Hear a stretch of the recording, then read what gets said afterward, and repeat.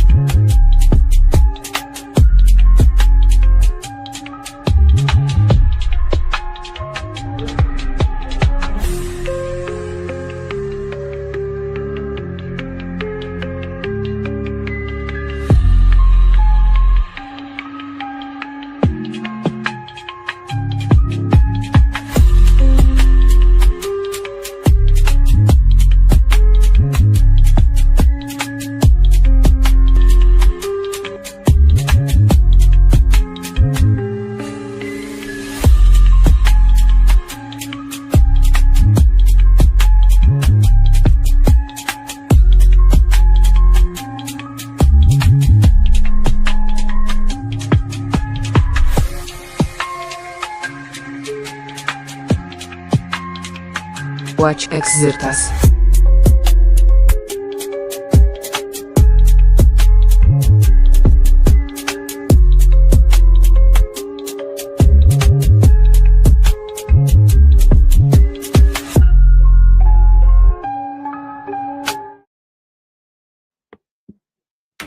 Y'all know the name. Welcome to NEUROPA. How's it going? So this is part 3. Yes. This time we're not creating new titles and thumbnails. We just keep on going because I front loaded so much onto this episode. Yeah, it's actually a trilogy, which is pretty based. Okay, so if you've been paying attention, which I know you have, because if you watch Xirtus, you already know. That should be our slogan. If you watch Xirtus, you already know. I noticed this because Roman Yampolsky, our buddy who I did my episode, a couple episodes, AI simulation theory doctor guy, he recently did episode 2345, simulacrum 2345 of Joe Rogan, and I was just amazed how many Joe Rogan guests are just rehashed Xirtus interview episodes at this point. Like we're racking them in, which is pretty great. No complaints by me, but I just thought if you haven't already, you know what, shout out to Roman, go ahead and watch his Rogan interview, but do better than that. Watch Roman Yampolsky Xirtus. If I type that here, will that just come up yet? Is it as easy as that? Of course not. Why would they make it easy for you to find his earlier episodes? No, it has to be Lex Friedman, of course. Don't you know? He's a much better interviewer than you. Is it because he takes Quaaludes and they don't exist anymore? I don't know. So Dr. Roman Yampolsky, look at him when he's young. That's how you know you're in before. And then Break Free, Dr. Roman Yampolsky Vaporwave Edition, which is the other one. These are the two I did with him. And then about a year ago, Lex did it. And I think that's when Joe Rogan kind of started paying attention to him. So that's cool. But I would highly recommend checking these out. The first one was pretty chill. We're just talking about, the basics of AI and where it was going. And he's very much anti-AI. Well, I mean, I wouldn't quite go that far, but he might actually. He's very concerned about the threat to humanity that is AI, right? And how dangerous AI. God, did I really have that mustache? That's hilarious. So this is a good interview. I really think it's worth watching. And the second one, Break Free, we went even further because I realized, this guy's crazy. Like, he's interested in simulation theory. He's pretty convinced we're in a simulation, and he wants to know how we can break out of the simulation, which is a major. We talked a lot about X Church and this idea of creating a sort of pseudo religion that helps people over generations figure out if you're in a simulation and how you can escape the simulation. So definitely just wanted to shout that out. Pretty exciting for Roman. Good for you, buddy. And then, yeah, you can definitely watch episodes 1 and 2 of this. Sorry, you were going to say something. Oh, no. Just let me one up on that. Please search on that page for Rogan. And that's just a 1-minute clip we can play right away. Yet another example where, in this case, one of the very first NEUROPA episodes, we spoke with Michael about starvation of consciousness, the wheat production thing. And guess what? Now, 2 years later, look which idea Rogan's got. Maybe, yeah, you want to turn on the audio or not? I mean, we can also read it. You mute it. I'm concerned about muting myself or Rogan, really. Let's see. Gonna explain what's wrong with American bread. In America, we call bread, can't believe this, considered food. In parts of Europe, see here, it's not so much the gluten as what we've done to the grain. About 200 years ago, we started stripping the germ of the bran and the nutrients to make flour shelf stable, also nutriently dead. Nutrients were gone. We enriched it with folic acid, which the large majority of the population can't even metabolize. Therefore, many people experience fatigue, anxiety, hyperactivity, and inflammation. But then bread wasn't white enough, so they bleached it with glass chlorine gas and didn't stop there. They had a carcinogen called potassium bromate, which is banned in several countries like Europe, UK, even China. And then we wanted to ramp up production, so we started using glyphosate to dry out the wheat before harvest, causing endocrine and it's moving so fast. Disruption and damaging your butt, damaging your gut. Your gut. So now we're brain fog. Blame gluten. Gluten is just a scapegoat. The real issue was ultra processed, chemically altered bleached bromine. Okay, so we've said this years ago. If you watch Xirtus, you already know that basically whatever it is, you already know. Exactly. But you can actually even pull it up on your channel, Starvation of Consciousness, just so people see what we're talking about and they can find the episode most easily. We had at least one about 2-hour conversation with Michael, who had investigated this for many years. All the details are in the episode. And there's also, Starvation of Consciousness. Boom. Right here with our dear friend, the Archangel, Michael. This is a great guy. We hung out in a coffee shop in Vienna and talked about how Freud would have been hyperactive because of the amount of caffeine that he was ingesting even before he had access to cocaine. So definitely love this guy. He's a very practical Austrian man. You know, one of my favorite people, actually. And anytime we talk to an Austrian, at least whenever I talk to an Austrian, we get to go super deep into Wilhelm Reich and Heidegger and Kierkegaard and Freud and Jung and everything else he'd ever wanted to talk Gestalt. So yeah, you'll like him for a lot of reasons. But one of the best episodes that we've talked about the brand and what they've done to bread, and yeah, just important stuff. So pretty cool. And then we did already everything up to part 2, and then most of part 2. Did we get all of part 2? There's a few things we missed, you think, or we're just ready for part 3? I think we're pretty much ready. I hope almost, I mean, maybe not 100% the Air India plane crash anomalies, but I can't say much about that anyways. We got Trump and Iran. We can start with the part 3, everything that's below. Yeah, maybe a good comment to make about Trump and Iran would be Trump Shylock, just really quickly, because this was kind of interesting. Is Trump said he didn't realize when he called these debt farming bankers Shylocks that it was an anti-Semitic term, which I thought was hysterical. I honestly have never heard that term. I think Shylock. You've never heard Shylock? You never heard of Shylock before? Really? Okay, well, good. Good for you. Shylock was a Venetian Jewish moneylender in The Merchant of Venice, right? And Shylock, Merchant, Venice, Shylock, right?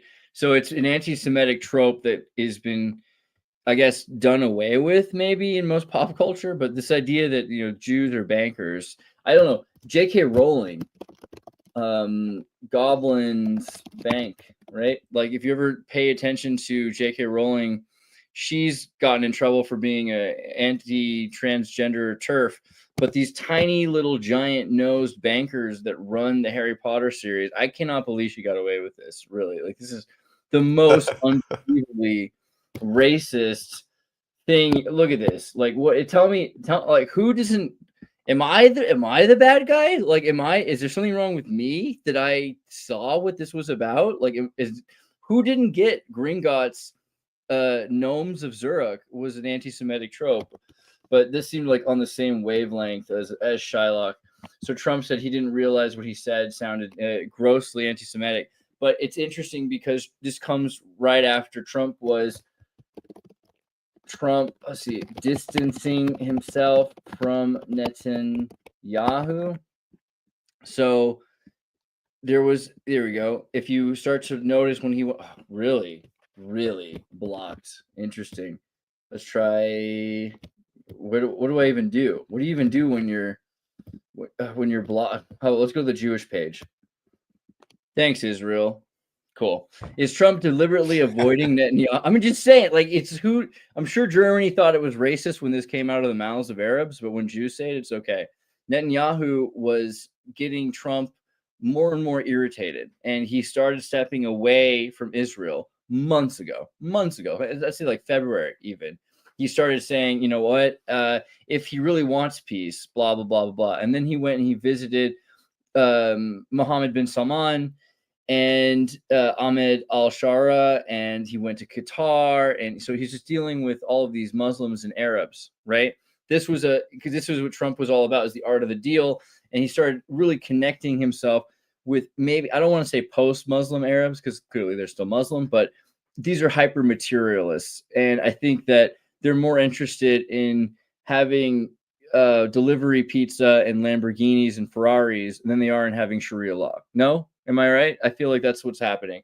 A lot of these people don't really care so much about stoning their daughters to death anymore. You know, like, things have just changed. And that's what the rumors say about the potentially even hedonistic lifestyle of certain royal family members. You know, none dare truly entertain this idea, but good for them, you know, because really there's a whole part of the Quran where it talks about the dates and honey and goat smoke, right? And how much that's something that Muhammad, peace be upon him, loved, right? So I think that's in like chapter, what number did you guess?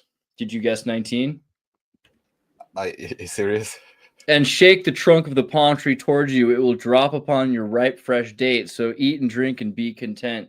Yeah, there's just actually a whole bunch of stuff about dates milk, you know, good for him. Anyway, so Trump started distancing himself, bypassing Netanyahu. And then when the Iran conflict finally happened, and I got to admit that this is something that's been going on for years, but it was inevitable after Gaza. And I think that Trump was pretty annoyed with Gaza. The first thing he did to distance himself was during Biden's watch, when Gaza was genocided and destroyed and paved paradise and put up a parking lot, kind of Jody Collins music there.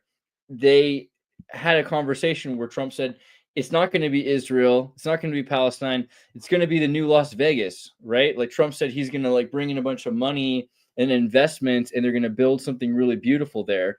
But the way people heard that, they were like, oh God, what a horrible thing Trump is saying. I always thought it was interesting because he didn't say Israel was going to get this land. It was America was going to take this land, right? And this is the beginning of Trump's whole thing, is that he's pushing himself into control. Yeah, I know, Joni Mitchell, you're right. Good call. I like, you know what? I've looked at clouds from both sides now. I'm just kidding. Anyway, they decided they're going to have America control Gaza, and with the Iran deal, Trump saw and foresaw this was coming, and when it was almost too late for America to intervene, America did. America came in and kind of pushed Israel out of the way and took over, said, hey, look, we're financing them, we're giving them weapons, we're going to be in charge of the strike. If we can't officially now, finally. Yeah, because if we can't be stopping the thing, then we should at least be in charge of the thing, which is kind of crazy. But at the same time, you know, instead of bombing Tehran and killing women and children left and right, you know what I mean? Saying, like, this is in the middle. Trump bombs the middle of the desert, way far away from a bunch of civilians, which is the best case scenario. That honestly, the least horrible Yeah. thing that could have happened. In this crazy world, it is indeed. Exactly. So I think that was a major reason why Trump did that, was because now he can call the shots in a sense, and that sort of stopped the war in a lot of ways, because they called for a peace treaty and he was so pissed. He's like, he used the F word, right? He dropped the F bomb. That was the thing. He dropped the F bomb. I thought that was really interesting, the way that synchronicity symbols work. Is that better than the N bomb? That's what he says. He sure says it's better than the N bomb. He says no one should be just throwing around the N word, the way nuclear, right? The way that they've been doing it. So okay, that's my pitch about Trump and Iran, and I think that there's probably some truth to that. Is he was trying to, because he also, Israel said they wanted to replace the government in Iran, and Trump said he didn't. Trump was like, hey, like Afghanistan and Iraq were not fun for us. It's expensive to buy a new government. So we should just like keep working with them if we can. Crazy thing to say, right? So I don't know, interesting. All right, now you said Tatar deportation, Stalin's forgotten genocide. Are you kidding me? They finally got the bald guy to catch up with us. It's great. It's great. Yeah, just briefly before we get into this, two things. Of course, on previous shows, I guess 3-4 shows ago, we spoke about the whole nuclear thing. Just recently, I posted on my Facebook. Anyhow, not many people see it. But of course, many people are not yet hip to all of these ideas. Unfortunately, I don't recall which episode it was exactly. We spoke about the whole nuclear issues and the work of Miles Mathis on the nukes. And the other thing I always find interesting when the, dare I say this as an Austrian, Jewish question comes up, is that very oftentimes there is this trope and idea that, oh, whatever we would define as Jews today would be the very same thing as that what is supposedly in medieval history books. And at least through the presentations that David Jung Jr. gave, it may well be that at the very least modern Orthodox Judaism and the yeshivas have mainly been founded and created somewhere in the 1800s. Mm-hmm. And my issue with this is because on the one hand you could say, oh no, don't take away all this great tradition from the Jews, don't you like them? But at the same time, the other side is using that explanation and then saying, don't you know, in medieval history, the Jews have been expelled from over 600 countries, or whatever figure they use. So it kind of serves to fuel both sides. Yeah. When the truth may actually be something very different. And especially if it's correct that within the Bible, this is the most interesting thing for me, what is called Jews is simply the Judica, so the judges, so the system, so the government, and does not actually refer to a religious group or an ethnic group at all. That, of course, would completely change that view on history. But let's see how many more years we'll have to wait before that is agreed upon or being properly discussed.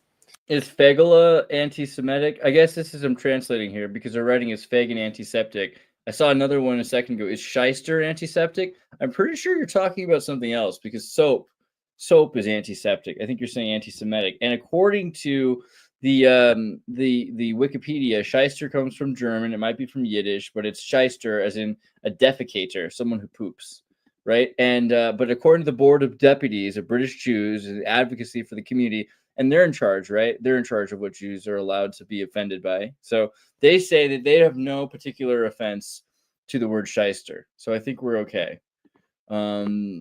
Yeah, shyster has to do more with lawyers than with bankers, though.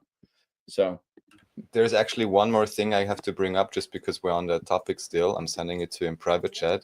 This was sent to me by a dear friend whom you know as well. And this is just, the mainstream thing. I mean, I would say mainstream, but it's funny. So it's about the Havar agreement. I'm pretty sure you mentioned this many times on different shows. It's just curious that this is a maybe mid-sized channel, one would say, and maybe not always boosted, but this one has good views. The most interesting thing is, so everyone just check out Havar agreement and the strange connections between sides that should be 100 million% opposed, but maybe they were not. Just scroll down a little bit and look at the first few comments. Oh, how far back do we have to go? Okay. In Germany, it is impossible to publicly discuss these subjects and working in public schools at the same time. A British politician and previous lawyer. Yeah, exactly. I mean, that's the most important one. It's basically illegal to talk about history in Germany. Like the official motto of the German nation He was Austrian, actually. That's what that's their whole. They should put it on all of their bumper stickers. But yeah, I mean the relationship between And the in Nazis and Austria, they will Zionists must be say weird. it's the Germans that annexed us. Yeah, they're like, hey, my wife, please take her. Yeah, I like that about Austria. They mean well. Yeah, I think the other thing to remember is it's not just the Nazis, it's the British Zionists. The British Zionists were really key to the Havar Agreement, but the Nazis were a big part of it. And especially they brought a huge chunk of the German Zionist Jews to Israel because they were thinking, hey, we can build a stable Jewish trading partner. We don't actually hate the Jews. We just want to have a Jewish state as a trading partner. And they thought this would be really beneficial, especially because there's a huge connection between Ashkenazi Europeanized Jews and the Germans. I mean, they do a lot of things in common, and there's a lot of neuroses in the German people. Advent and Hanukkah are very similar. There's just so many weird crisscrosses of culture that people don't really recognize, and they're very similar in some very interesting ways. But they were nationalists, and so this was also maybe more of a Napoleonic idea to create a national ethno-stated Europe, and not just a Europe, but also a Palestine. So this will be an interesting video. We'll definitely have to check out the History Hustle. Give him a little love right there. Okay, so then you wanted to bring up the forgotten genocide of the Tatars, right? Yeah, this is yet another one of those, I think, mainstream guys, at least the guy presenting, this Simon Whistler. And dude, this guy doesn't know. I like that he knows absolutely nothing. He's basically, he used to, when he first presented himself, make it look like he knew what he was talking about, but now he just straight up is reading from a teleprompter. It's incredible. Like, there's not a single thing about this that makes it sound like he knows anything about anything. He knows he's got a team that are writing things for him. And I like that. I like it when you kind of admit that there's just nothing to you as a person, just the vaporous personality. Yeah, I saw an interesting comment recently somewhere also discussing, big channels and questionable potential propaganda content. And someone said, well, he wouldn't be surprised if many of the super main channels in whatever type of sphere, politics, gaming, which also veers into politics these days, if you listen to Asmongold or whatever, if not many of those are actually in some way, shape or form just paid Hollywood actors, for lack of a better term, and just to continue this illusion, well, anyone can make it, just like maybe at some point they would have claimed anyone can make it at Hollywood, well, anyone can make it on YouTube, but actually, no, not really. Either you get tapped, or you are so conformist and stay within your lane that it is as if you would have been tapped for a certain task, and that is when you get amplified. And if not, well, you get nowhere. The lighting, or you get now here. So welcome everyone to Now and Here NEUROPA. Thank you all for joining. Yes, you are now on a watch list. Congratulations. Well, so yeah, I think this is important. Obviously, I would, basically steer you back to Xirtus, Tartarian interview. Is that the one? What's the one? What's it called? Like a Tartarian refugee? Do I have to say Tatarstan? How are we gonna find the video? Accounts of Tatarstan, survivors of the Erasure Gulag. Yes. Yeah, we watch this video. This is a video that we did years ago. That's an interview with a wonderful Tatarstani girl from Tatarstan, and she tells us all about her family and the history and the erasure of Tatarstan. If you want to just get because the bald guy Simon doesn't really know anything about Tatarstan. Let's be real. He might be reading from some paragraph from some British college student who does, but here's an actual Tatarstani girl who had a grandma who was like through that. Yeah, I would just recommend watching these videos every time. Okay, check that one out. Confessions of a Tatarstan, survivors of Tatarstan, erasure gulag. And then this is another video. What's this one about? Right, this is something a little bit less contentious, maybe. I just found it interesting. So again, this is Arte this this German French culture channel, which is one of the only publicly funded channels that people actually approve of, because they sometimes do decent documentaries, or basically what they do, from what I understand, is simply buy in documentaries from various film crews and then publish them. This is about Hungary and the thermal baths in Hungary. There's quite many. Maybe some people would think of Iceland and these thermal things, but there's many in Germany. There's actually also some in Austria, but somehow Hungary is even more famous for this. And this is simply about the task of a woman who's become mayor of her 100 individuals village, or 100 population village, trying to establish a thermal bath in her village in order to accelerate the economy. And I just basically wanted to point out, oh, there's many cool thermal baths in Hungary, and they may have all kinds of beneficial health effects, which, from what I understand, in Hungary may be especially important because, contrary to Austria, I don't know the details, but from all I understand, the social system in Hungary is not necessarily the strongest, or they don't give you the biggest payouts. However, what they do have is discounts for pensioners and so on, for public transport, and also for these thermal baths, which may have all kinds of health benefits. So almost like, naturopathy. This is cool. I things like definitely that. want to go to one of these Hungarian hot spring bath nightclubs. This looks like a fun scene. Although they're probably all peeing in the pool. So there's that.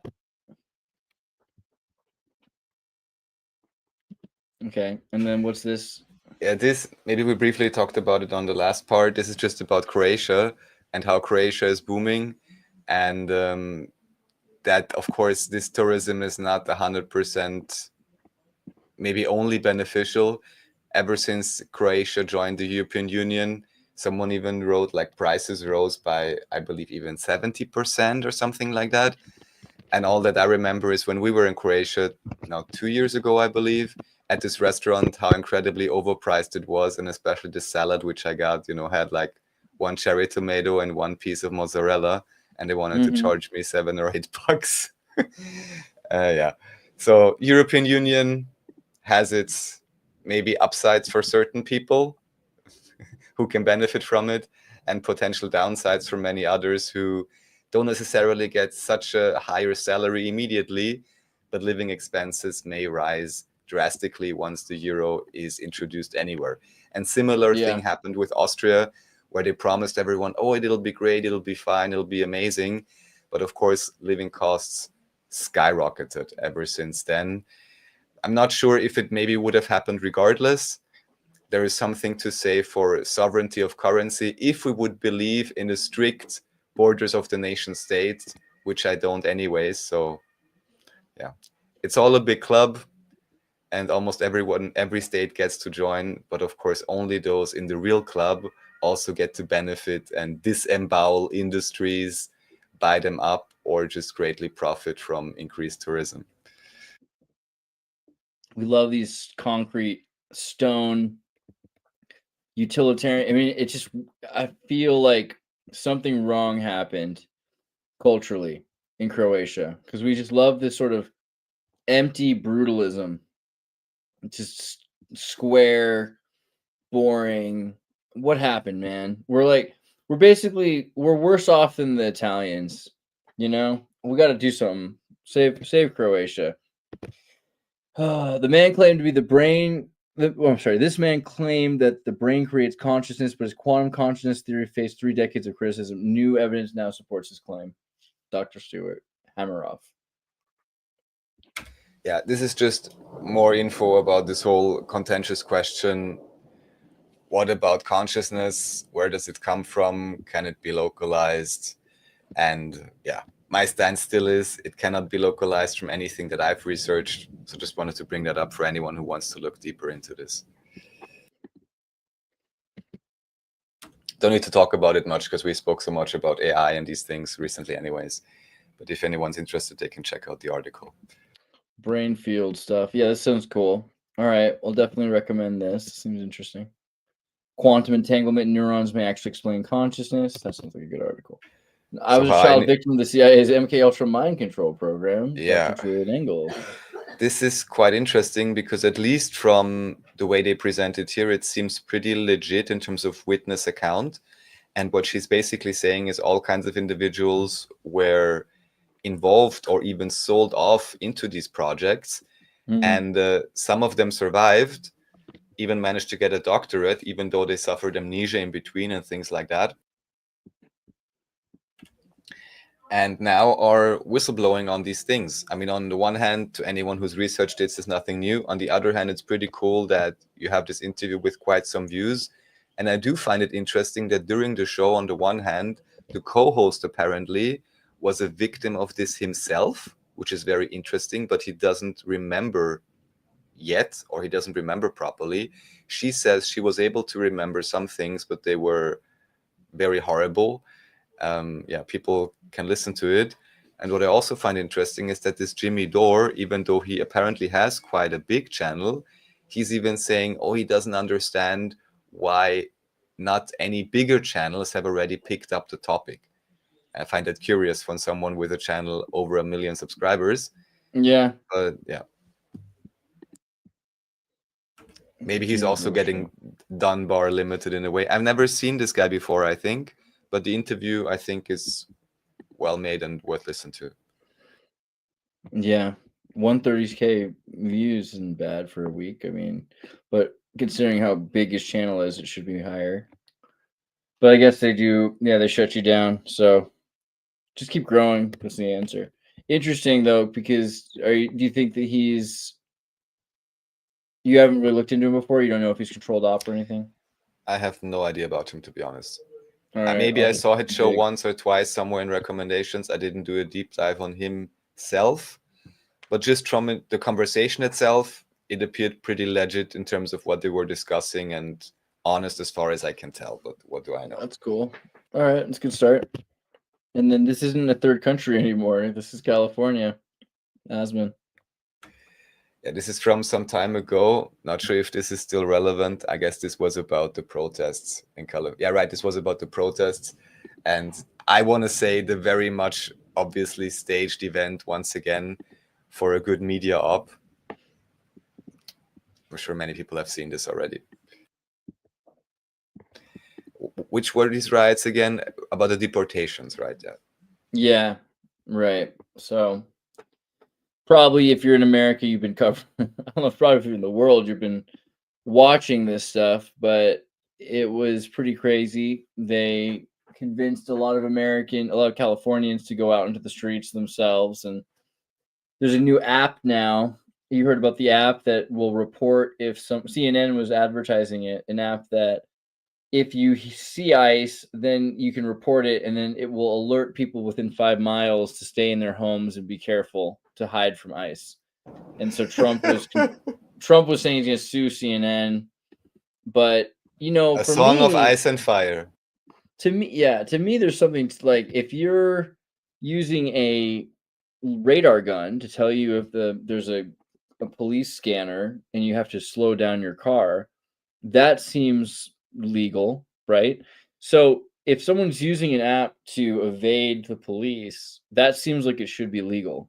And I think I'm probably taking the unique view here, because I think most people would say, hey, you shouldn't be allowed to know or to work together to evade a police state that's violently oppressing people, but at the same time, you are, and I'm going to say it, you should be allowed to use that app. I should be allowed to use that. I get that you're upset because these are Mexicans and you're racist or whatever it is, or you're like, I get it. But at the same time, you don't have the right to stop someone from using an app that will report if police are in your area. And that should be okay. And we should allow CNN to advertise that app if they want to. Is it kind of screwed up? Maybe. My bad. I just think in general, the alternative is far worse. Like if you're not allowed to tell people that you're worried that the police are coming towards you, then it's very close to, is there Jews in your basement? You're just like, you're really right at that limit, and you don't want that threshold to be broken. So the ICE app seems important to me. People don't like when I Yeah. say that. Give ammunition to all sides, just to keep the topic in That's true. everyone's mind. That's true. This Okay, may be looks like- something we already looked at on Truth Social. Maybe I just put it there again because you had because you were Trump surprised retweeted about the Biden it. clone. Yeah, this was interesting. Biden clones exist. Trump retweeted it, probably. I don't know. Or maybe he just wants to distract everybody. Or maybe he's just reading about this for the first time. Who knows how much Trump is spending his time reading National Enquirer magazines. But it seems like the kind of thing that Trump would be excited about was National Enquirer, Bat Boy and Biden clone and Hillary Clinton robot. I feel like all those things are things that would be entertaining as hell if I was the president. You have to imagine you're just more and more and more isolated at that point. You cannot be a man of the world and be a man of the people. At a certain point, you just can't. And that's why he's posting this stuff, because Truth Social is allowing him to do that on his very own social media platform. But what would he be then if he's not a man of the people nor of the world? Or you're saying he's a man of the people? No, I'm saying that if you're a monk in isolation, then you can't really be aware of what's going on. Yes. Right. So if you're spending like Joe Rogan, for instance, Joe Rogan is isolated now. And so it's going to take him months or years to catch up with videos that we're making through a friend who does a friend's thing that leads to a person Obviously, that he knows. It takes him years. It takes years. So you're never going to know something that we know right away, or that we're thinking about right away. We might not know it. Who knows? But we've been talking about Biden clones for what, almost 9 years since he ran in 2016, almost 10 years. Like, this is not new information. So if you're just now in 2025 coming up with a theory that's 9 years old, good for you, but it's cool. That's cool that the president finally heard about it. Like, that's great. Whether or not it's true or not, at least he's promoting this campaign. And so it might be looked at as disinformation. This is the kind of disinformation that dehumanizes. When Columbus and everyone were in the Americas, didn't they say that the Native Americans were basically not human? They were naive enough to go put their hands on the blades to feel the blood. They were so interested in the sword. So I feel like that's where we're at. We're just at dehumanization. And that's what I see every day from every angle. We're in a simulation. No one's real. It doesn't matter what you do. These people are only Arabs. The Arabs don't hate you because you're a person, because you're a Jew. The Germans, they're not very logical. They're too logical. They're robots. Everything is about dehumanizing. Yes, well put. And that is truly, in any statement or any propaganda, the thing to watch out for. As soon as someone is dehumanizing someone, also, of course. Terrorist is like, dude, I've been hearing that since I was a kid. See? Exactly. Columbus was Jewish, sounds about right. But the thing is, it works the other way too. You just did it. You're doing it in the comments. You're now just saying Columbus he's just Jewish. You just dehumanized. You don't realize it, but you did. You got to be careful with that. There's nuances to personalities. No offense, Carl, you're a good guy. Okay, so the breakup of Trump and Elon Musk is scripted and staged. Yeah, so this is an interesting channel. Sometimes has quite interesting takes. From everything I can tell, whether you would say that the guy is on point or not, but appears to be very much independent. And he's just showing that it may well be, this even already from a few weeks ago, that this is also a staged thing. And what makes me even more prone to believe this is the fact that apparently, if that information is correct, but I think I even heard it on Austrian state broadcasting news walking by, which is that Trump now founded his own party. Sorry, I mean Elon Musk. Elon Musk is starting the America Party. I'm just sorry. I'm just registering that Jake the asshole is from Santa Cruz. It never occurred to me, but I look at his hat and I'm like, God, that looks like something I would have seen at the Beltane or some sort of a, woods rave. And then I look at his shirt and it literally is a Santa Cruz shirt with a lighthouse on the shirt. So yeah, this guy is from my hometown, or at least he spends time there. I'm gonna have to analyze deeper. But yeah, the America Party. So let's see, Elon Musk. Is it time for the America Party? Where did he put it here? America Party. If you are an analog thinker, you compare Musk's New America Party to Ross Perot's third party run and conclude it's bad for Republicans. But that would only be the case if Musk someday backs an America Party candidate for president. And I don't think that's his plan.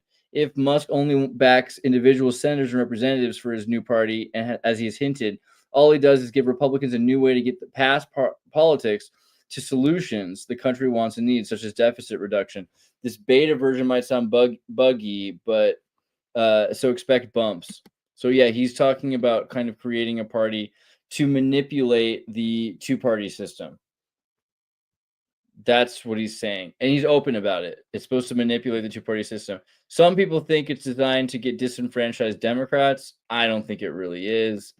Because at this point, if you're a disenfranchised Democrat, you're not going to go with Elon Musk. You know, like you're already pissed at him.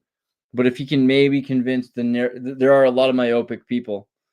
There are some people out there that just see that they don't remember that Trump and Elon were working together. They might only remember. I was about to ask, like, who would be left to be supporting anything that Elon does? We call them the goldfish. You know, people that literally only remember yesterday.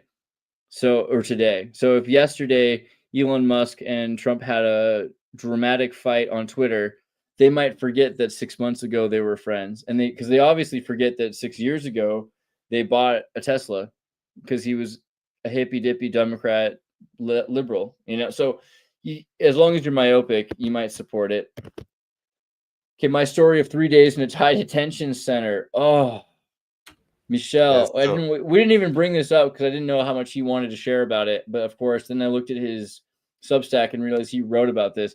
Just for like a quick reference, if you guys didn't watch it, we did a great interview with Michelle Bowen. approved by Stellium 7, which is quite a thing to achieve. Yeah.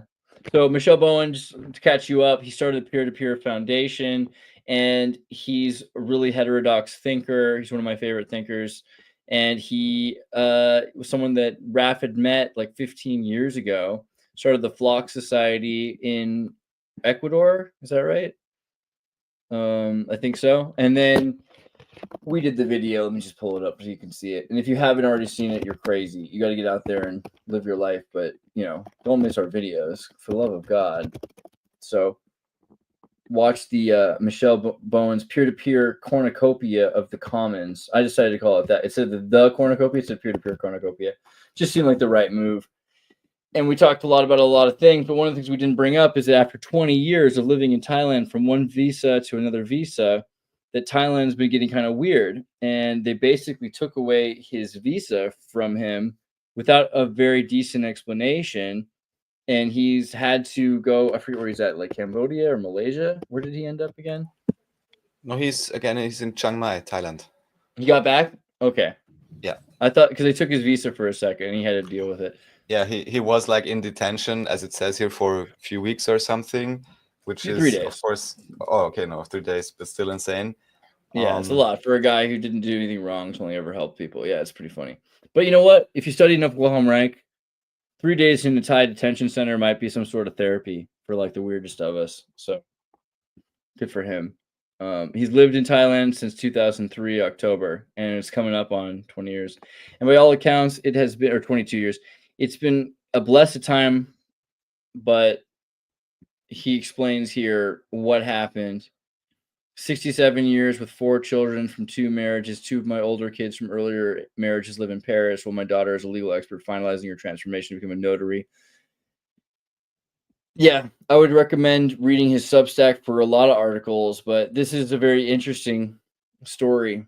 And you probably do well to know about the kind of people he's hanging out with, from Bitcoin workers, C-Punk community, sailors living on yachts or on small sailboats, really.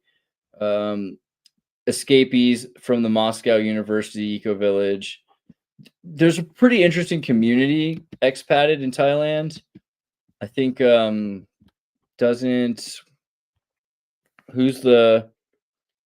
we know several people, I think, who watch the show, and I'm trying to remember who they are, who are from Thailand, or rather live in Thailand right now. So there's definitely kind of an interesting community out there of expats from Russia, from Belgium, from England, from America, from Germany, and a lot of them seem to be very interesting, very intelligent, free thinkers that don't fit into any of the boxes in the West and are kind of waiting for society to catch up. And we look at the world as the first world is the British world and the American oligarchy. The second world was World 2.0. That was the Soviet Union. The third world was Tito's Yugoslavia. It was supposed to be kind of an option in between where you had American denim and social agriculture. And the fourth world, right? The fourth world was supposed to be Cambodia. And it's kind of spread to Thailand and parts of East Asia. And that's, I think, kind of the goal is the fourth world, because the fourth world can include everything from the first three. But yeah, it looks like it worked out for him, and we were able to talk with him. So that was good. All right. I investigated Africa's most wanted president, Ibrahim Traore. Yeah, we actually showed this on APM. So I just wanted to bring it up again because this may well be, if this is allowed to continue, also because from what I understand, this president is Pan-African as well. And when was the last time we had someone with significant power who was Pan-African? At least in official mainstream history, it was Libya with Gaddafi. Yeah. And on the one hand, I mean, I want to say, of course, I don't know the details on the ground there.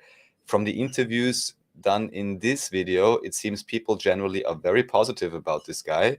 I can't tell if he's also controlled up or what elite party is supporting him. Some must be supporting him or he couldn't survive, dare I say. He's getting help from Russia now.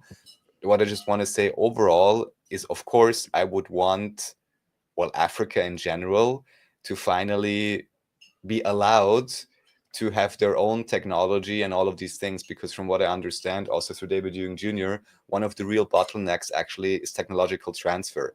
And that many countries, I guess also especially in Africa, simply aren't even allowed to have certain technologies. So it's really vital for them to have cooperations with states like Russia, and or also eventually finally get their own, factories going, get technology transferred, and hopefully then also be able to create governments that are not corrupt and don't lie to them. But then at the same time, we have similar issues in Europe and America. Maybe we have technology, but it's quite unevenly distributed. And I wouldn't be certain if there is no corruption, propagandization, or things like that happening in the West just as well. So you just have a nice souvenir. That's how I like to put it. Burkina Faso is very interesting, French-speaking West African country that has an incredible history, and they have a legacy of keeping I want to call it a caste system, but that's not completely accurate. There are people in Burkina Faso that pass on legacy apprenticeships the same way Europeans did. And so there's the people that make the koras, the musical instruments, which guitars are a descendant of the kora, and to teach the music, they're the historians. So there's a complete syncopation between music and history for the Burkina Faso West African people. And I think they're one of the most interesting parts of Africa. But as you might have noticed, it's like a 90% coup government. Basically, I think it shows it right here. A little back, is that it? Right there? Yeah. It's basically every election. Like 2 years ago, there was a coup, and then the government election, was very ineffective, and then the current Captain Traore took over because he was the deputy or something like that. Basically, it's kind of like survival of the warrior class, because every single government that you can think of has been a coup government, except for this one. You can see, look at the one politician. Although I have to say, as the example with Austria and Sebastian Kurz, who we brought up several times because he's now involved with this Israeli cyber defense company, by now it is pretty much official that this Sebastian Kurz, who became elected and chancellor in Austria in 2017, I believe, he literally couped his own party by fudging certain survey results for newspapers. There were huge scandals about this. Of course, he himself never really was held responsible for it, but he basically internally couped the sentiment of his party through, from what I understand, fudged surveys and things like that. He kicked out the then head of the party, And he also ensured that when he was acceding to the throne of the Austrian People's Party, ÖVP, he also had it signed that he would have special executive powers. None there call it dictatorial. And then he proceeded to win the election. So even here, it is a matter of definition what is defined as a coup. Of course, one may say it is a lot better, at least if no one gets hurt physically. However, even here, if we look at the medical system and all of these things, it's simply a more indirect harm that may be produced. Yeah, not sure if either of them is what I would prefer in terms of progression and development of governments, but yeah. Mm-hmm. So just to know when things were so special. And just so we don't forget about it, thank you, Travis, for the $5. Do I have that still? Oh my God. Can I find it? Where is it? Oh, it's in here. No? Oh, Saga. While we're doing that, the Sahara Desert was lush and green about 5,000 years ago. They're just now finding records of it. 7,000-year-old natural mummy of a female found in Takor Kori in western Libya. Fox Saga!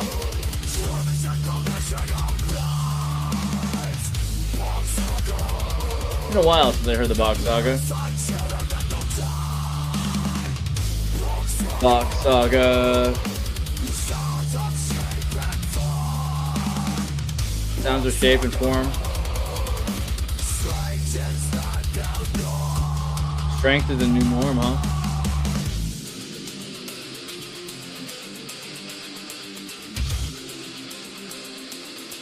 This is what happens to you because everyone thinks AI doesn't have any soul. As if, like, you didn't sell your soul. And AI has it in a bottle.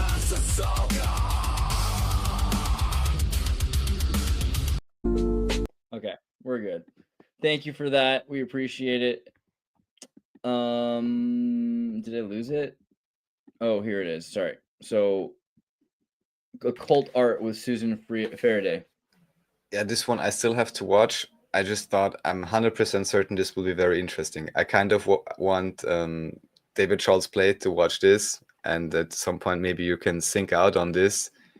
Yeah, I still have to watch it, so I can't talk on it, but I find it very interesting that she's putting in Klimt, who has quite amazing art, and it could explain quite a lot, at least for me, why I find that art interesting. You know, most likely there's some occult strange connections in the back. Of course, we have buildings like this is Secession. To each age, it's art. To art, it's freedom. It really very much seems as if many of the really nice buildings in Vienna were actually built at the turn of the 20th century, so around 1900. All of these artists, supposed philosophers and writers meeting in the coffee shops, the coffee houses at the time. That's at least the story that they give us today. There were cool buildings, but apparently they burnt down, right? So there was a beautiful opera house that Klimt designed that was burnt down. The Viennese opera house that was destroyed, right? I don't even know about that, to be honest. Klimt opera house burned down. The mystery of the burnt Klimt works collection destroyed. Final corporate. I forget. I'll have to look into this more. But yeah, there was one, and then I think there's pictures of his design for it, and then a bunch of the art was destroyed during the last days of the Second World War. Major Gustav Klimt art collection was burned. Probably just pulled apart, taken. I don't know if they were really destroyed. Probably someone has them somewhere. But yeah, that's the story, that they were destroyed. I think there's one that was destroyed at the beginning of World War I. Also, the opera house that he designed. I'll have to find that and bring it back to you. But yeah, a World War II castle fire destroyed a bunch of his best work. Of course, kind of a bummer. Okay, and then Stephen Greer's link to Israel. Oh God, really? So of course, Stephen Greer has been questioned for quite some time. He's done some, I would say, somewhat interesting documentaries. One of the main thrusts or ideas which he's seeding, which I don't think is completely irrational is the question how many of the supposed UFOs are actually government vehicles, for lack of a better term. However, here, and this is quite a popular show, I believe, so again, take it with a grain of salt, but very interesting, the connections of Stephen Greer, and also they go into his biography, and maybe not everything he says is completely correct. I've heard different things about Stephen Greer. I never met him. However, given how incredibly popular he is, and at the very least he's kept this UFO topic alive, maybe there's something to it. What do you think about Stephen Greer? He's too ripped not to be kind of a shill, but I like it. I mean, I like how scary he looks. You know, I mean, have you seen how ripped he is? Like, he's got like decent muscle mass. Some even say he's like a reptilian or something for whatever reason. What they also claim is that a lot of the content may be boosted with fake engagement, which reminds me there is this recent controversy, we brought it up on last show, about Stop Killing Games. And I may have mentioned this on a different show, that many of at least these gaming podcasters or something are related to this agency called Night. I think it's called Night Agency, Night Talent Agency. Maybe not him, but it's just always interesting when there's any feud. Yeah, night.co is the site. Maybe he's not there, but like many individuals, I believe, maybe even Asmo, I'm not exactly sure, but quite a few. And that's, of course, always relevant to understand. Night. Oh, yeah, Night Talent Agency. Yeah. They're all part of Night. For sure. Well, that makes sense too. I think he's just been a military cleared for weird guy for a long time. So he had like decent declassification. So he was very valuable to companies that could pay him to get access to his classification authority. Like he has his clearance. So paying for his clearance access was how he kind of kept going. And at a certain point, I think his clearance ran up. And so that's when he started doing all of these talks and everything, because that's basically what he's known for. I'm not sure if I wouldn't say he's legit, but at the same time, he's at very least the chill that they're putting in the front. So he's probably very useful for gradual disclosure. I don't know for sure. Oh yeah, I mean, just to steer the conversation. Obviously, is an alien scientist. He's got 100+ videos probably just talking about Greer. And he has a lot of information looking into Greer. So I would say we can get him on if you want to talk about Greer and what his opinions are. He definitely has a few, for sure. That'd be interesting, yeah. And so just to give a rundown, some of the YouTubers and digital creators managed by Night Media, Kai Cenat, whom I would never know if I wouldn't have sporadically used Twitch. And then I was just like, who is this guy with so many viewers? And then I just saw him like unboxing things. And I was like, okay, wow, people watch this. Hassan Piker, ZHC, the Costco guys. Okay, never heard of them. Formerly Mr. Beast. Wow. Until 2024. Theo Vaughn, Ethan and Gila Klein. Never heard of them. Phil DeFranco. And then also this Ludwig, Nick, Slime, and Aiden, The Yard. Ludwig was involved with Pirate Software and this whole controversy now with off-brand games and Stop Killing Games. So quite a few. And it's just relevant if there is a feud going on, you may want to check, are these individuals being sponsored by the same talent agency? Maybe this could slightly influence their take on any subject matter. Which is good to know. I mean, what's his name? The guy who started it, Cooperstein. Oh well, I guess Reed Dusher too, but Reed Dusher. I don't really know much about this guy, but I know Cooperstein, and isn't it? They're basically just a Israeli talent agency, as far as I understand. Oh yeah. Which is interesting. Right. I only bring up because of Hassan, right? Hassan Piker is this super anti-Israel, he's anti-Semitic, and he's done a lot of videos promoting Palestine and ISIS and terrorist organizations, right? Which is whatever. It's whatever, you know, like you do what you want to do. It doesn't matter which side you take. It's only important that you take a side so the conflict can continue. Yeah, but he's getting paid by Israelis to promote anti-Israeli rhetoric. Yeah, well, and I'm they're really sorry, enemies. Andreas, but isn't it that there is even mainstream documentaries of former Israeli Mossad agents that are Mhm. directly saying that yes, they are very much involved in at least supporting, but from what I understand, actually creating Hamas. So Yeah, that's kind of where we're going with this. So shady as it can be, to create the enemy that you have to defeat, kind of a thing. Hassan's pretty unhinged, and to get that unhinged and be protected on Twitch, and I mean, he's clearly being protected because the things he said are violating all sorts of terms and services, but they're allowing him to do it. So, okay, consumerism is a perfection of slavery. Professor Zhang Zhuqin. this randomly ended up in my YouTube recommendations. He's basically explaining, yeah, the the ideas of consumerism, and he's giving the example, look guys, you're all students here, you work together and all of that, but what if I gave each of you 1 million? Wouldn't you start hating each other and competing for more resources, competing for the bigger car and all of these things? And then you can live a life, as I guess in a way too many people are doing to some extent, and at the end of the day, you may have all the material things, but you still wonder why you're lacking a sense of purpose, because maybe materiality is not what it's all about.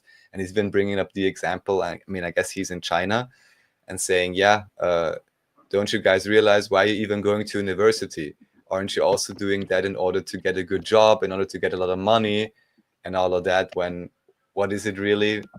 It's just printed paper. And of course, it can solve and help with a few things. However, as the ultimate end all be all of accumulation, it doesn't seem to have a lot of purpose to it. And as brought up on the last show where my Stellium7 was asking if I'm supporting universal basic income, there are these studies where they claim, at least for Western audience or something, if you earn about $60,000 or more, there is no significant increase in your quality of life. And I mean, I hope we have listeners that are even earning a lot more than this. Welcome. And then maybe, I guess this would be the point when one would want to consider, do I want to invest in a company that's really doing something great and helping? Do I want to invest in a charity? Is there things I can do with it, which maybe ultimately may make me happier than simply buying another sports car or whatever people are doing? Something to consider. Worth it. And this is he's the new Nostradamus, they say. Oh. Yeah, so apparently he predicted, whatever this means exactly, this Iran Israel conflict. So I only found this article after I saw the video, because I just wanted to do a quick lookup on him, and that's the first thing that came up. It doesn't seem like that crazy to predict what was obvious. I mean, I was writing about Iran last year too, but I guess everyone's too bad they couldn't put you up there. It's like Andreas, fucking Nostradamus. Economic Times. Ugh. Okay, the royal families of Hollywood. Go. Miles Williams Mathis. Oh, Brad Pitt's genealogy. Oh, what we got? So this is really something where I finally have to get to and basically read all of his papers. I read through his Tartaria paper, where he's got some interesting takes. He's got things on, we brought up John F. Kennedy and the potential assassination hoax, nuclear hoax, many different things he's speaking of, which are very interesting. And here he's simply pointing out that it may well be that Brad Pitt is related to some Irish family, also called the Pitts. And simply put, even here, he's entertaining this idea, and everything from what I've learned so far, there may be quite something to it, which is that if you're part of the elite, and maybe, I don't want to say it like this, you're not maybe incredibly apt at other things or something, then one of the lower rungs of that whole scheme is you just become an A-list actor. And I'm sure there is quite a few that can act amazingly. I'm not such a cinema buff or analyzing it that much. I only sometimes see characters and I'm like, oh, that fits well. I think this character is cool in a movie or in a series. But just to consider also here, it may well be that not everyone can make it. Not only that you may need to submit yourself to all kinds of strange rituals, but also that it may simply be dependent on your bloodline, how far you can get within these spheres. Would explain a lot about his relationship with Angelina Jolie. Meant to marry. All right. Well, so that was. We went too far, didn't we? Let's go 2, 3, parts 3. Okay, and then consciousness, Stephen Greer, royal families, and now we're back to East Turia, back to Austria. Okay, I'll pull up some of these too for history. So let's go to Pleite Kaufhauser und Geisterbaustellen. And this is just yet another rehash from Rene Benko, the real estate investor who in the end even owned the Chrysler building, at least on paper. And then everything came crashing down, and all these supermarket employees, or how do you call it? Strip mall, basically. These were the last strip malls, if you want. And maybe there was even some higher force which was accelerating this or allowing this to happen. But basically, maybe the final blow to the last vestiges of traditional strip malls in Germany, called Karstadt and Kaufland, because he bought them.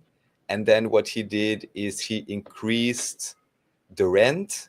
And because the rents were increased, he could get higher valuations for the same buildings, get more credit, buy the next bigger thing. And that's apparently how he worked his way up.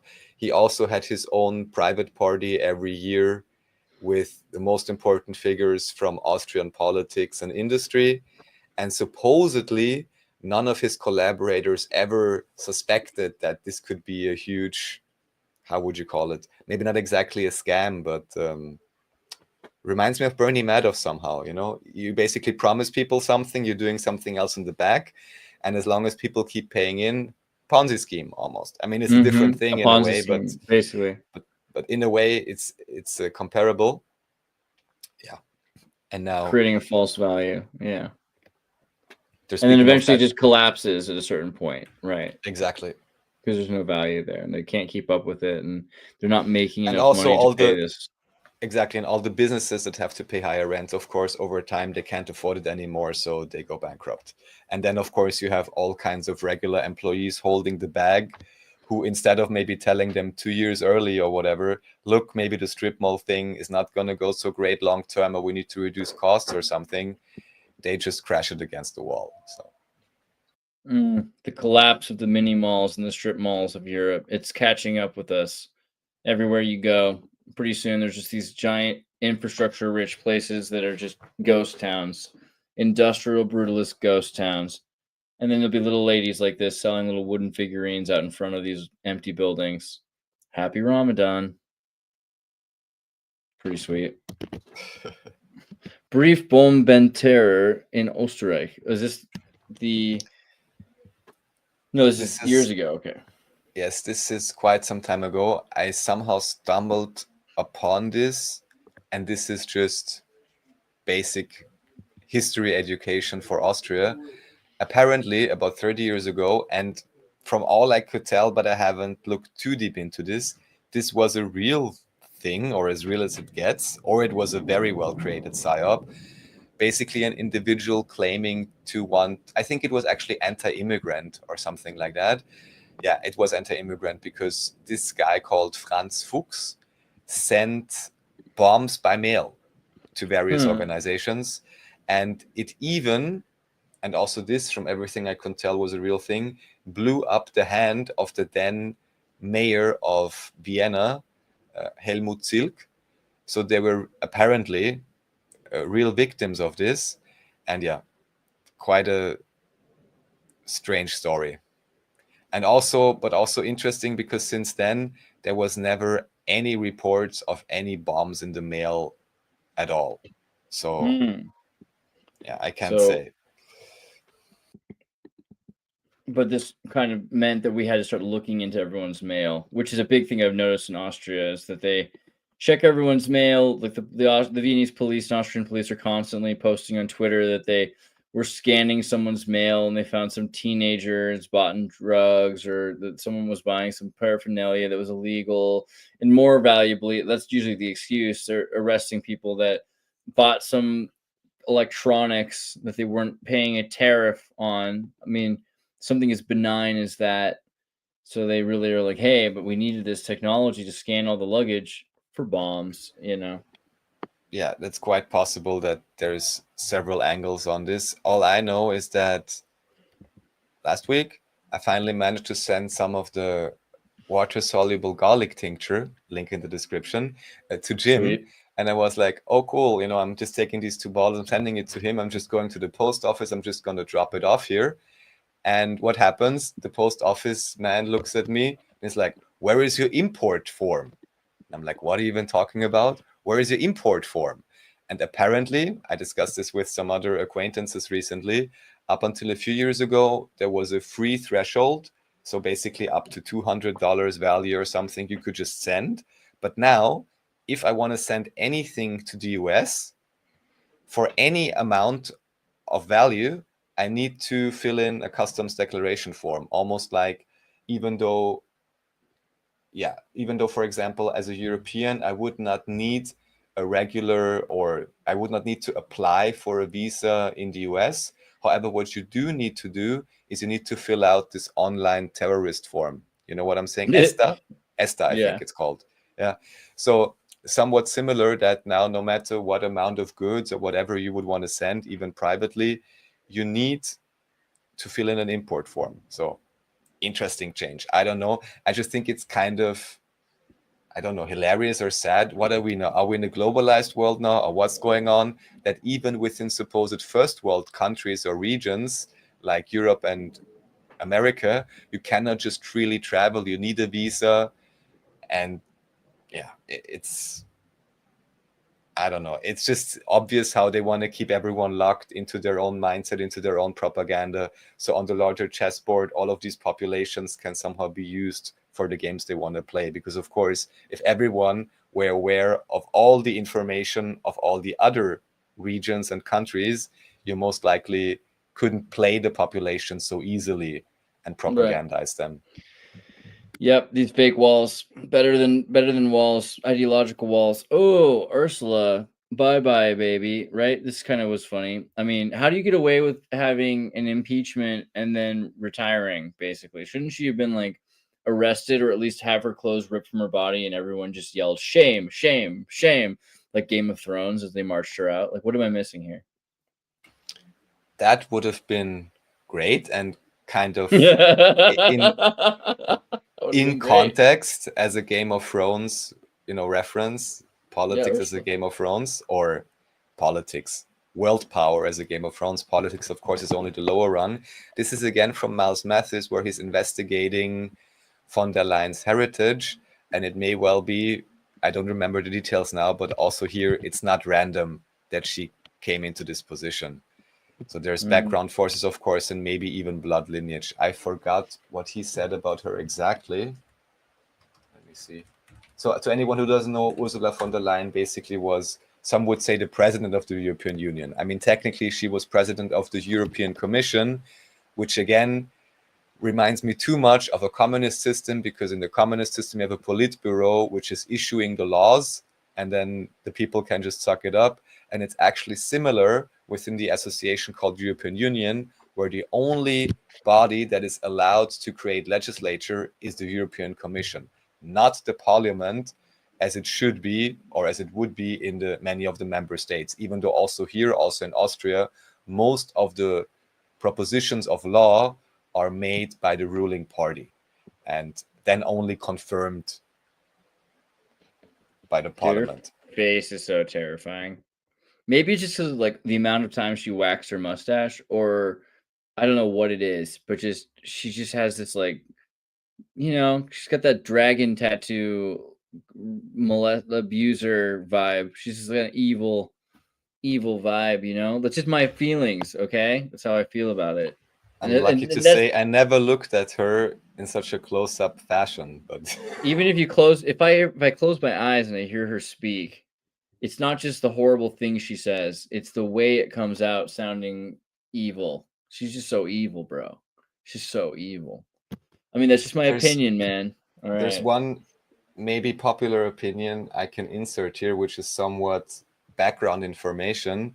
So on the one hand, everyone in the European Parliament and in these whole institutions, nobody really liked her, but still it was clear Nobody. she would get re-elected. So again, giving credence to this research by Miles Matthews that maybe something else to it. And also, due to some friends I have, I know a tiny bit about what's going on within the Green parties. And there is one great example of an individual who worked in relevant position for the Green Party, in this case, a female, and actually even negotiated as the Green Party with the Austrian People's Party, formerly the party of Sebastian Kurz, whom I brought up earlier, in order to do some things like, how do you call that? Like equality, for women's equality laws, basically. And this woman was negotiating these things. And some of the texts that she wrote and briefings and actual legislative text now literally is within the Austrian law. However, then later, when she was reapplying to work for the Green Party in Austria, what they did is they said, oh, we're going to look at your CV. Oh, very nice. You worked for this and this individual in the Green Party. Oh, but more or less with the allegation, you are just a woman. Do you really want to tell me you worked as anything else than some type of regular, low-level, menial task secretary? Even though things that she wrote literally are within Austrian law right now. And then what they said is, oh, well, we are sure you did nothing too political. So basically, we want to pay you a lot less because you were merely a secretary. And how do we know this? Because during your time in these, which you claim supposedly political position or politically relevant position in terms of assisting parliamentarians and things like that, you didn't publish anything. You didn't do any scientific publications, even though things she has written literally are Austrian law now.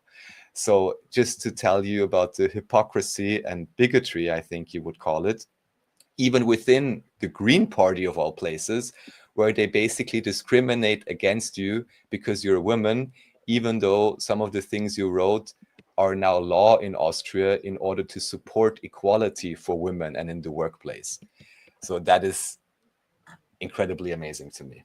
It's interesting. I hadn't really looked into her connections to the Red Army faction, right? Which was the West German leftist terrorist group that was known for not just breaking open prisons and bombing innocent people in nightclubs and, you know, military personnel, but also like the U.S. Army base at Ramstein, right? The air base they bombed. So there's a lot of interesting things associated with the RAF, and there's an interesting conspiracy about West Germany kind of swallowing up East Germany for the purpose of saving West Germany, which was on its way to collapsing. A lot of people look at it like, oh, well, the DDR was collapsing, so we needed to help them. But if you really look at it, the DDR was doing fine. West Germany was declining. The economy was declining. There was the introduction of East Asian manufacturing Germany couldn't keep up with. They could only hope to make luxury goods for the rich. How many rich people are there? And the DDR still had higher birth rates. Germany's birth rates were collapsing already in the 80s. So there was a hope that by kind of bringing in the East German politics through the Green Party, they could kind of save West Germany. And yeah, Ulrike Meinhof, look at that face. All right. Western I terrorism. believe even her or someone else who in official history was actually involved in some of these terroristic acts recently spoke at the Wiener Festwochen. This is an annual event in Vienna where you have a few weeks with lectures and so on. And one of the individuals directly involved in RAF was speaking there, which I find interesting. And of course, this caused a huge uproar with the right-wing politicians. Yeah. Right. Well, I mean, I don't know. I'm fascinated by the left, and I wouldn't say that the right was much better, but it's very interesting because we now forget what left-wing terrorism looked like in the 70s and 80s. And it was pretty crazy, right? It was these hyper intellectual college kids working for these billionaire lobbyist groups associated with the Soviet bloc, and they were also running for the CIA was doing a lot of this through the Weather Underground, and they were doing things that were like introducing military grade designer poisons and toxins into subway systems, right? Things like that. And it's just interesting to wonder about who gave them access to this stuff. I see a lot of anti-Semitism in this particular narrative by this this PDF we're looking at. I don't think that's completely fair, but there's definitely an interesting correlation between Israeli Mossad and the left wing, particularly in Europe, and the destabilization. But even here, who funded and controls Mossad? Right. So that's fun. Okay, and then this was Kann sich Österreichs Militär verteidigen. Yeah, this is a bit scary. And again, going back to Israel in a way, or to the Israeli model, this guy is from Wiener Zeitung, which is, I believe, one of the oldest newspapers in Austria, even though, as you can see, their YouTube channel is not exactly massive. And he's speaking of the question whether or not Austria can defend itself. What would be your guess?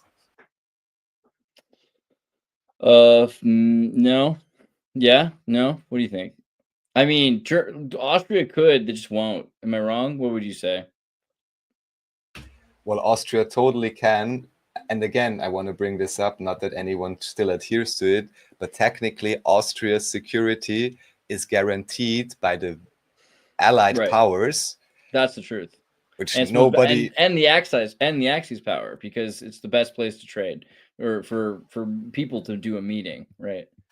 Exactly. Here they speak about it militarily. Of course, militarily, Austria can't do anything. I recently even heard if there were a plan to defend anything, the only thing that could realistically be defended is the Alps. However, what I actually want to point out here they show how much they're spending, and now they're spending more. They're so happy now because they're going to buy Sky Shield, which is some NATO rocket defense system, which of course wouldn't at all increase the likelihood of Austria being the target of any type of attacks if we have a NATO actual active weapon system within Austria, even though it's supposedly only for defense. And they can move the trade agreement to Turkey, and then that would be the end of Austria's sort of safe zone. Austria's always been a safe zone because you got the different powers that can be here simultaneously, including Russians. You'll often see Russians and Germans and Americans and everyone having their little meetings here. And if they just took that away, then there would be no reason for it to be defensive. I think that's the thing, is you don't need to defend Austria unless you do something like that and make it a target. It's not a target right now. It's already protected ideologically. So Austria is not in, Austria should be neutral, but just listen to the Austrian, especially the current Austrian foreign minister. She's completely crazy NATO, well, they call her NATO Beate. Beate is her first name, not to use any other word starting with a B. And also we've shown quite some time back that she's been attending the Bilderberg meeting together with, I believe, still Treichel, who maybe Treichel or some other high-level banker who was then the chief of the Austrian Control Bank, or controlling, however you call that, Control Bank, Kontrollbank. Yes, and Austria is not formally in NATO, but Austria is in the so-called Partnership for Peace. And it also has to be said that quite a few times also recently, when there were weapons shipments or other things to Ukraine, they basically went through Austrian land or airspace. And if it were not for certain maybe right-wing politicians and just generally for aware citizens that filmed it, nobody would have made a fuss about it. Even though, from what I understand, technically, if you are a neutral country, you should not allow any weapons shipments to go through your neutral territory. So, of course, here also, I would say these are all just names and things to put forward, or we're neutral or we're not. I think realistically, in terms of de facto, Austria, of course, is not neutral at all. But then we always have to ask the question, just as we gave the example earlier with Hamas and Israel, isn't it true that both sides somehow are supported by the same measure, just in order to have opponents and to be able to have a conflict. And anyone who's Right. caught in between just gets allocated accordingly, whatever helps best to keep the fear going. And yeah, the thing that was scary about this particular tidbit here is that at some point they interview some military guy or some consultant or somebody, and he's basically saying, oh, in order for Austria to properly defend itself, we should actually look at the Israeli model of conscription. And he's saying, because right now we only have 6 months of mandatory conscription, military service for every So we should Austrian male. really make And everyone he's 2 saying, years. well, at the least it should be a year, you know, and things like that. And I'm like, really, at this time, you're bringing up Israel as a positive example if you want to live in peace? Look how much That's peace is curious. happening there. Yeah. Oh, nationalized military service in Austria and Germany. That's what we need. That just get everything back to the way things were. And Germany suspended 1940. it for quite a few years now. In Austria, it is still ongoing, but only 6 months, where of course you can only get very limited training. The regular training you get is about 6 weeks. And of course, even then, it would generally be assumed that unless you are a more professional, specially trained soldier, you would do background tasks, right? Or service tasks. Right. However, still, the fact of the matter remains there shouldn't be any war at all. This is all due to either one could say a failure of diplomacy, and or because of some higher powers just want to play around and create conflicts to shape the world according to their liking, or to keep propping up Europe so we can still have cheap resources from third world countries, strange things like that. You saw Pauly Shore's in the army now, right? Where like Pauly Shore joins the army. It's like made by Hollywood Pictures. You know? I only know this song, You're in the Army Now. Is that from that movie or? I don't think it is. Maybe. I think they might have used it. Andy Dick and Pauly Shore with their long hair standing outside of this sort of like recruiting place, and then they shave their heads and make them join the military, and they're just supposed to be in the reserves, you know, reserved for if they actually had a conflict. They're like only if there's actually a war, not realizing that America's in like 13 wars at a time. You know, like since 1945, we've never been not in war, right? So they get sent to do some crazy Desert Storm Iraq stuff, and they're trained to be like water boys that do like water purification. But it's a highly worth your time movie to see if you want to see like what it's like for guys who just are not they're non-violent, they're just smart enough to learn how to run and operate heavy machinery for the company, and they're put into like the most dangerous circumstances possible, right? Because and no one's going to hear about it because no one cares if there's only like 10,000 troops or something like that deployed to some small place that you've never heard of. They don't even consider it a war most of the time. So, and we're back to the bread. Okay, encrypted reality, interpreting history's repeating patterns. This I would like everyone to take a look at. It's of course linked below through the Rien ne va plus site.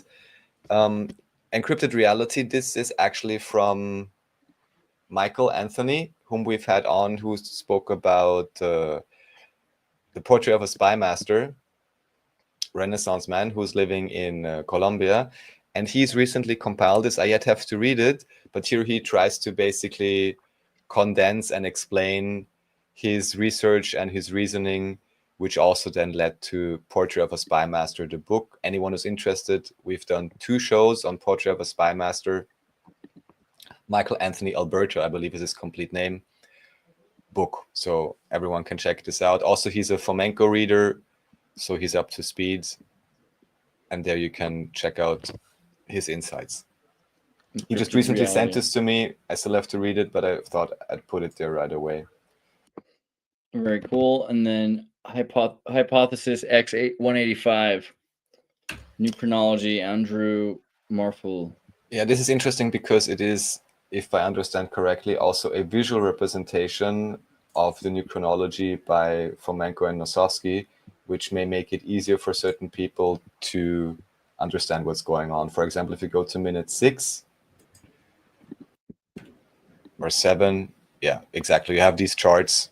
That's certainly something to look at. I'll look at it again as well to be able to speak more about this. but it's certainly great someone has actually made some graphics, because graphics, of course, often are easier to understand than just a wall of text. This is great. Okay, I'll go over this. And we can look at this more next time. And then Arab slave trade, right? The never-ending Arab slave trade, the Atlantic slave trade, Slavic migrations to Americas. Yodi Jones.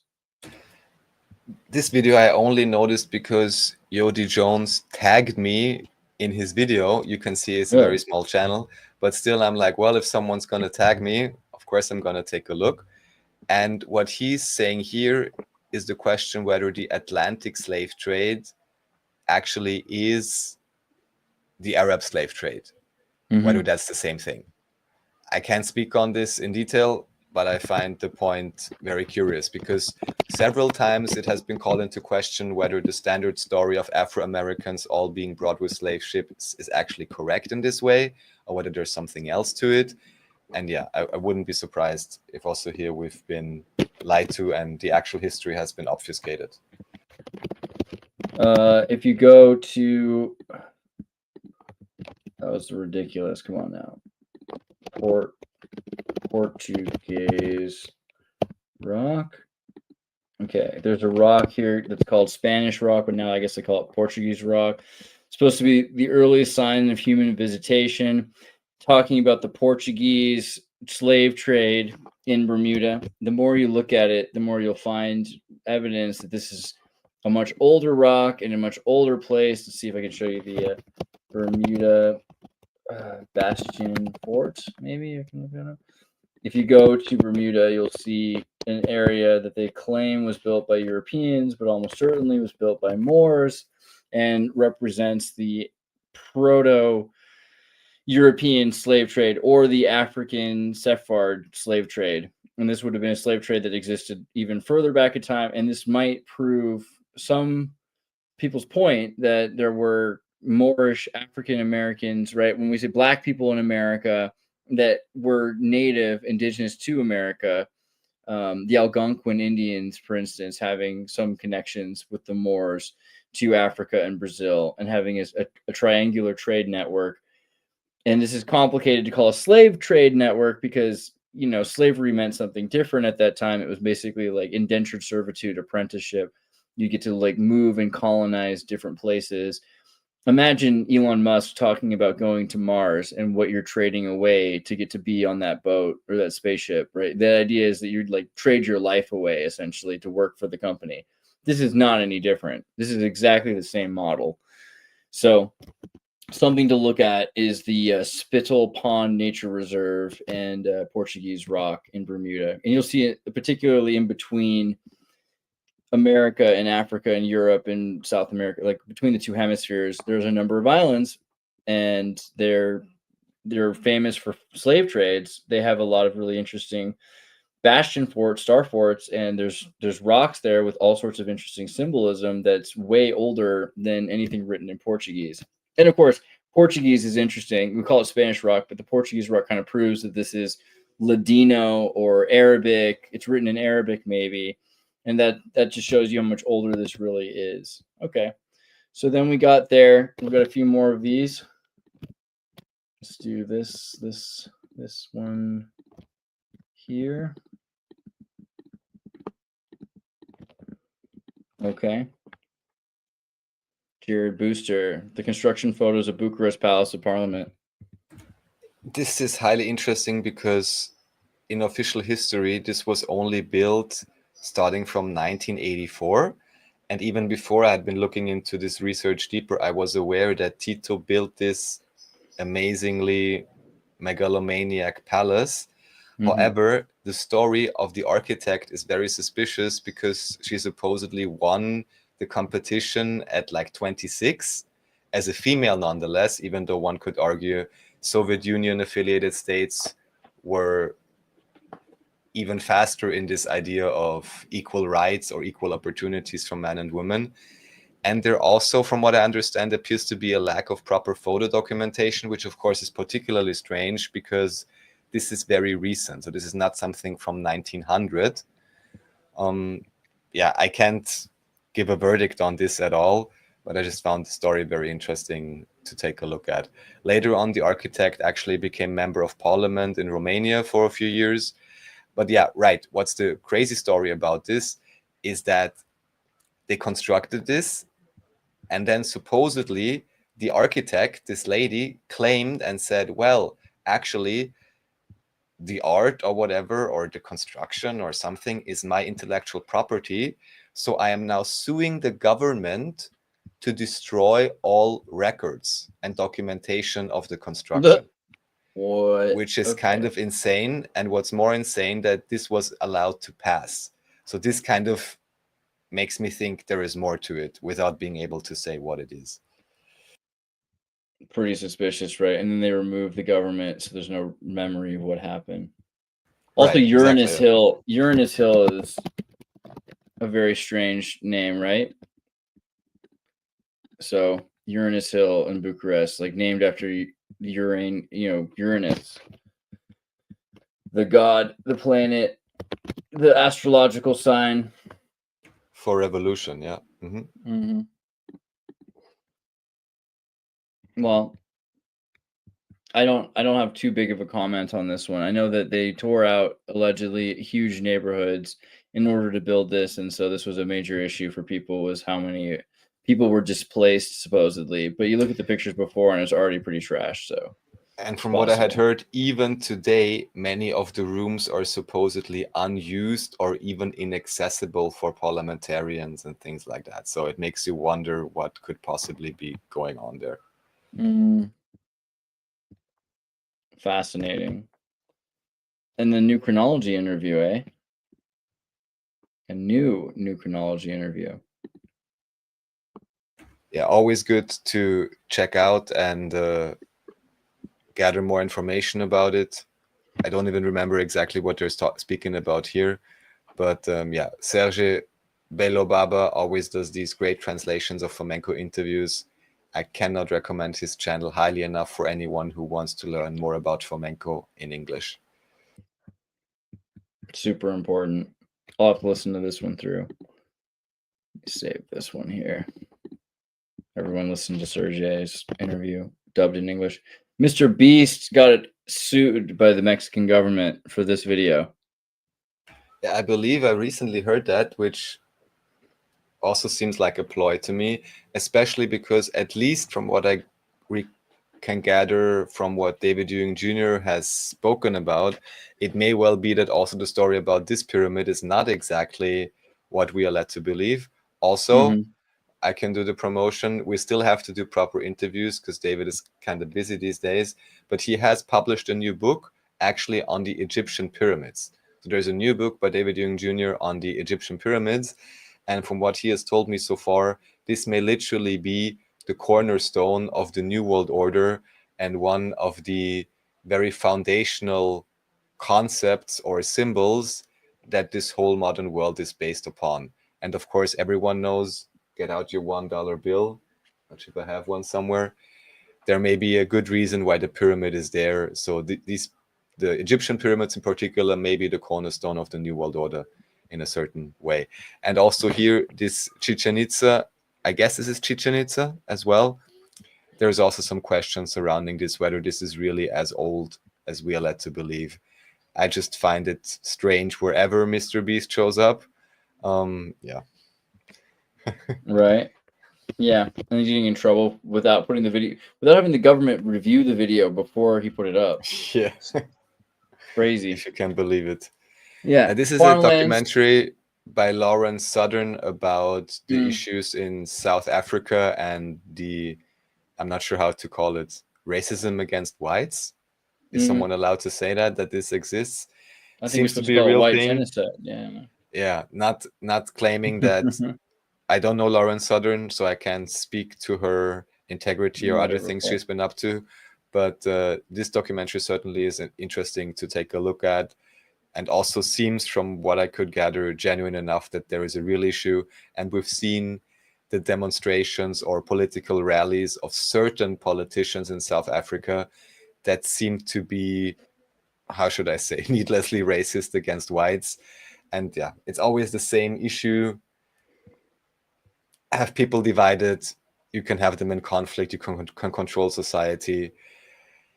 Let's not dare to just live together regardless of skin or something, and just have everyone do their contributions according to their capacity and interests.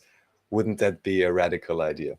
And wouldn't that be much more beneficial for economy and society and peace overall? Yeah, it's crazy that they keep living there after, like, if you watch this documentary, you'll be like, why are you still in South Africa? Get the hell out. Stop being there. Crazy. But they had big farms, and they thought that they could maybe be safe. They protected themselves. I mean, it's crazy, dude. I mean, I get it if you live someplace your whole life and you love that place, but oh my God, it's And I completely think insane. the main issue that often gets conflated, and I can't speak to it because I've never been to South Africa, or I don't know the details in this case, but what seems to me is that too often a small to medium business owner gets conflated with the immensely huge government-backed contractors, propagandists, and industry moguls. And then it's kind of like, yeah, sure, these super big corporations, they are harassing you, they are taking your money, they are enslaving people, no question. However, at the same time, at least as long as we have a somewhat capitalist system, and even if it were different, you still need competent managers and people that actually know what they're doing. Because I believe one of the issues there, if I'm not mistaken, is also that if you were to kick out all the white farmers, for example, if they have most of the expertise, it could actually damage your overall state economy as well. So, and I think there was a different country, I forgot which one, maybe also in Africa, where they had a similar issue, a documentary I watched, some other country. Oh, I think even Zimbabwe. Yeah, Maybe Rhodesia, even I was gonna say. Zimbabwe. Yeah. Yeah. Yep, there is no Rhodesia anymore. There's barely a Zimbabwe. They really screwed that up. Vienna, Austria, 1920s in color. I do love NAS. They have some restored footage here, AI restored footage. It looks pretty good. In a way, I'd almost say it looks the same as today. Well, maybe a few less of the columns and ornaments, but quite a few of the buildings still are very similar, which is why Vienna is particularly nice. And ever since living here, it always made you wonder. I mean, I live here since I'm born, but since I was born, but yeah, it gives these old world vibes, or at the very least, a time where people actually cared about constructing nice buildings. True. Yeah, it's a lot more beautiful than other places. I love the trams. They need to have trams that look like that again. I mean, they have nice trams, don't get me wrong, but like, look how crazy these older trams were. Although the 1960s trams are pretty cool too, but they still have trams everywhere, and the neoclassical buildings are still there. This is where we like to. This We is were the here for Pride Parliament. Week. You Yeah. can pause for a second. What's interesting here is they reconstructed this ramp, which in my mind was perfectly fine, and the construction went on for 6 or 8 years. I believe it also went over budget. And at some point, I was really wondering, is this just corruption, or are they building something underground? I have Yeah, of no course. idea, but it is. And I think even at least some type of bunker system for politicians even was official news. So, or some type of escape room or whatever. This escape room, how would you call it? A safe room or something? Safe house. But Panic safe room. house. But it really took a long time to construct. And yeah, I wonder what else is going on there. Well, you can easily walk these same streets, and that's kind of nice. The Arch Abbey of Pannonhalma. Pannonhalma. This is in Hungary. Something I still have to look deeper into, but also one of these older, interesting places. Supposedly, as they say here, a beacon of the country's religious and cultural history. There is also this, maybe also this abbey may be associated to the story of the Taltos, if you ever heard about the Taltos, Taltos, which were supposedly the Hungarian shaman priests of olden times. Through what I know with an alternative chronology, I can't vouch for one story or the other, but it's something worth checking out. I think I'm supposed to do Think Tank still. I didn't realize that. We should probably do a few more, and then we have to do a part 4. Is that where we're at with this? Yeah, it may well be. There's not so much left because some of the other, we can even just power through it. We'll do it in 5 minutes because some Okay. of the other links is just random things I stumbled across. This is more for anyone who wants to do deeper research, just to take a look at these things. Not necessarily much I can talk about. Monte Cassino, we have Galen, who had done the, I believe, the body humors, right? Mm. We have Francesco Maurolizzo. I don't remember what I wanted to talk about him. There's an American Whig Cliosophic Society, which I still have to research what they're doing. Is Political wigs. a debate union. Yeah, makes me think of the British debating style, where it's not the goal to actually engage in diplomacy, find common ground, and discern the truth, but it's mainly about how to use debating tricks to make your opponent look silly. We have Gaston Maspero. What was he about? French Egyptologist, director of general excavations and antiquities for the Egyptian government. So this will most likely in some way, shape, or form relate back to the newest book of David Ewing Jr. and the mystery of the pyramids. Even quite a few years ago, I had only heard that the Egyptian archaeologists are a class unto themselves. They are highly government approved and they're pushing a certain narrative. And there's all kinds of questions there. Then we have Pepe's pyramid. Yeah, we have the pyramid of Pepe, right? Or Pepe. That's also something David Ewing Jr. talks about. Then we have Yemelyan Pugachev. I can only assume that he's brought up somewhere in the alternative chronology, and that's why I put him there. And then the next thing we have is the Mi'kmaq language. Let's see, I already saw Mi'kmaq in the chat. Maybe we should almost invite him at some point and speak more about this.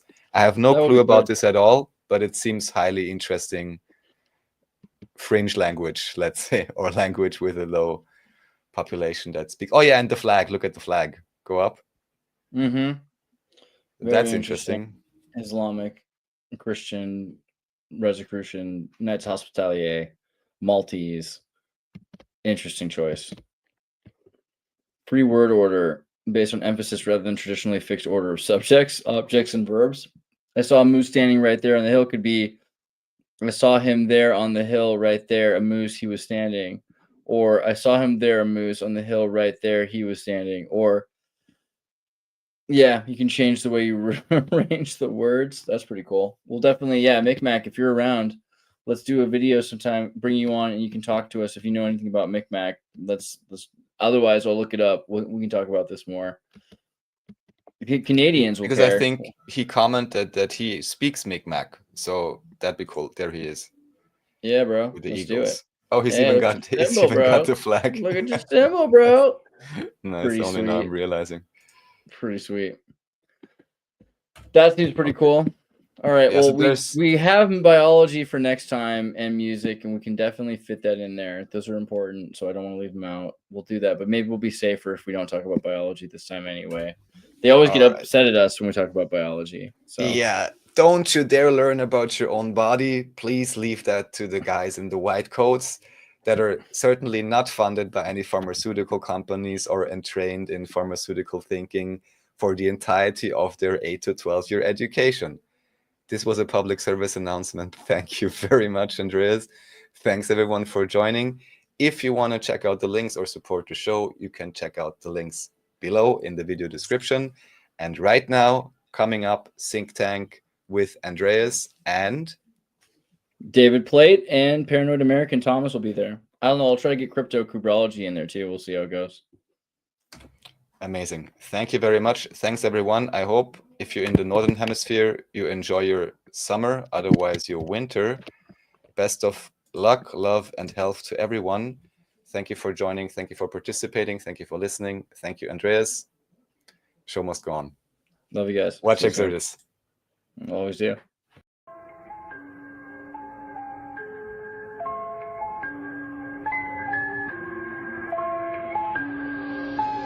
Good viewer. Watch Xirtus.